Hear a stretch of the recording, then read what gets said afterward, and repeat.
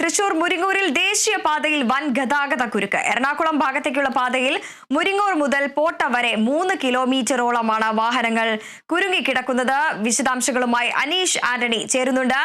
അനീഷ്, എറണാകുളം ഭാഗത്തേക്കുള്ള പാതയിൽ മുരിങ്ങൂർ മുതൽ പോട്ട വരെ 3 കിലോമീറ്ററോളമാണ് വാഹനങ്ങൾ കുരുങ്ങിക്കിടക്കുന്നത്. നമുക്ക് ദൃശ്യങ്ങളിൽ കാണുന്നത് പോലെ തന്നെ ആംബുലൻസ് അടക്കമുള്ള വാഹനങ്ങൾ ഈ ഒരു ഗതാഗത കുരുക്കിൽ കുടുങ്ങിക്കിടക്കുകയാണ്. വിശദാംശങ്ങൾ.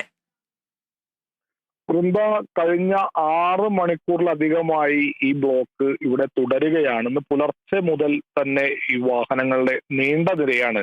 ഇതിന് കാരണം മുരിങ്ങൂരിൽ അടിപ്പാത നിർമ്മാണം നടക്കുന്നുണ്ട്. ഈ മണ്ണുത്തി ഇടപ്പള്ളി ദേശീയപാതയിൽ 4 ഇടങ്ങളിലാണ് ഈ അടിപ്പാത നിർമ്മാണം നടക്കുന്നത്. 1 ആമ്പല്ലൂർ, 2 പേരാമ്പ്ര, 3 മുരിങ്ങൂർ, 4 ചിറങ്ങര. ഇവിടെ എല്ലാം വലിയ രീതിയിലുള്ള ബ്ലോക്കുകളാണ് കഴിഞ്ഞ ദിവസങ്ങളിലൊക്കെയായി അനുഭവപ്പെടുന്നത്. നമുക്കറിയാം, കഴിഞ്ഞ ദിവസം ആമ്പല്ലൂരിൽ വൻ ഗതാഗത കുരുക്കാണ് രൂപപ്പെട്ടത്.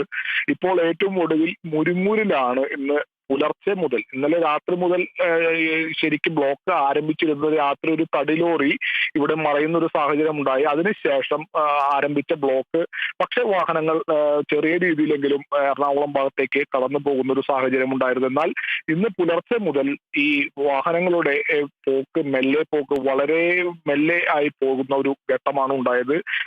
പിന്നീട് അത് വലിയൊരു ഗതാഗത കുരുക്കിലേക്ക് മാറി. ഇപ്പോഴും നിരവധി വാഹനങ്ങൾ ആ ദൃശ്യങ്ങളിൽ കാണാം.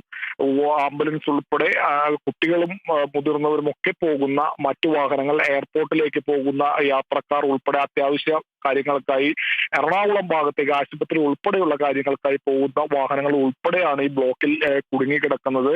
എന്നാൽ മറുവശത്തേക്ക് തൃശൂർ പാതയിലേക്ക് വലിയ പ്രശ്നങ്ങളില്ലാതെ വാഹനങ്ങൾ കടന്നു വരുന്നുണ്ട്. ഈ സർവീസ് റോഡിൽ, ഈ അടിപ്പാത നിർമ്മാണം നടക്കുന്നതിന്റെ സമാന്തരമായുള്ള സർവീസ് റോഡിൽ വലിയ രീതിയിലുള്ള കുഴികളും വെള്ളക്കെട്ടും ഒക്കെയാണ് ഇത്തരത്തിൽ ഗതാഗത കുരുക്കിന് കാരണമായി പറയുന്നത്. ഇപ്പോൾ നിലവിൽ ചില വാഹനങ്ങൾ കൊടകര വഴി തിരിഞ്ഞ് മാള വഴി എറണാകുളം ഭാഗത്തേക്ക് ഇപ്പോൾ പോകുന്നുണ്ട്. മാത്രമല്ല, ചാലക്കുടിയിൽ ബ്ലോക്ക് അറിഞ്ഞു വരുന്നവർ ചാലക്കുടിയിൽ നിന്നും മാള വഴി തിരിച്ച് വാഹനങ്ങൾ എറണാകുളം ഭാഗത്തേക്കൊക്കെ പോകുന്നുണ്ട്. അതുപോലെ നെടുമ്പാശ്ശേരി എയർപോർട്ടിലേക്കുള്ള വാഹനങ്ങളൊക്കെ ഇത്രയും വലിയ ബ്ലോക്ക് ആയതുകൊണ്ട് തന്നെ മാധ്യമങ്ങളിൽ ഉൾപ്പെടെ ഈ വാർത്തകൾ വന്നതോടെ തൃശൂർ ഭാഗത്തു നിന്നും അങ്ങോട്ട് എറണാകുളം ഭാഗത്തേക്ക് പോകുന്ന വാഹനങ്ങൾ ചാലക്കുടിയിൽ നിന്നും അല്ലെങ്കിൽ കൊടകരയിൽ നിന്നും ഒക്കെ തിരിഞ്ഞു പോകുന്നുണ്ട്. അറിയാത്തവർ നേരെ എറണാകുളം ദേശീയപാത വഴി വന്നിരുന്ന വാഹനങ്ങളാണ് ഈ കുരുക്കിൽപ്പെട്ട് കിടക്കുന്നതിൽ.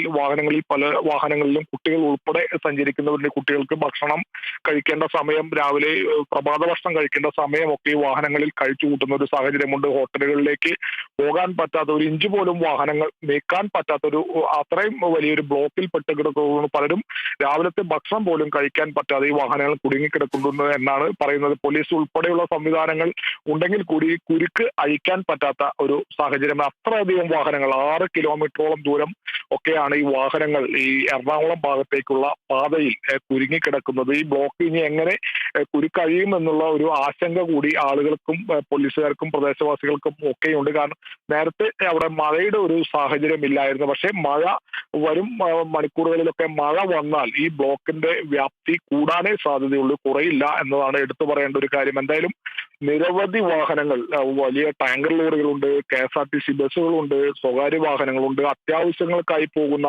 എയർപോർട്ട് ഉൾപ്പെടെയുള്ള അവിടേക്കുള്ള സ്ഥലങ്ങൾ, ആശുപത്രിയിലേക്ക് ഉൾപ്പെടെ പോകുന്ന വാഹനങ്ങളുണ്ട്. ഇത്രയും വാഹനങ്ങളാണ് ഈ 5-6 കിലോമീറ്ററോളം ദൂരം ഇങ്ങനെ കുരുങ്ങിക്കിടക്കുന്നത്. ആ ദൃശ്യങ്ങളിൽ തന്നെ നമുക്കറിയാം ബ്ലോക്കിന്റെ വ്യാപ്തി. പുലർച്ചെ 3 മണി മുതലൊക്കെ ഇത്തരത്തിൽ തന്നെ സമാന രീതിയിലുള്ള ബ്ലോക്ക് അവിടെ ഉണ്ടെന്ന് പറയുമ്പോൾ നമുക്ക് വ്യാപ്തം. സാധാരണഗതിയിൽ ഈ ഭാഗങ്ങളിലെല്ലാം വലിയ രീതിയിലുള്ള ബ്ലോക്ക് ദിവസേന ഉള്ളതാണ്. പക്ഷേ ഇത്രയും ദീർഘനേരത്തേക്ക് ഈ ബ്ലോക്ക് ഇങ്ങനെ തുടരുന്ന ഒരു സാഹചര്യം പലപ്പോഴും ഉണ്ടായിട്ടില്ല.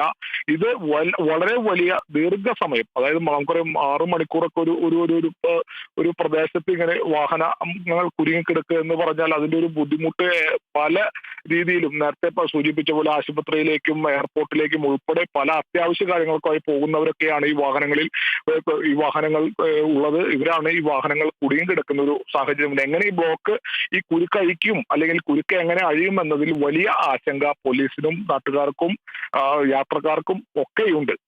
വൃന്ദ, ശരി, വ്യക്തമാണ്. അനീഷ് ആന്റണിയാണ് വിവരങ്ങൾ പങ്കുവച്ചത്.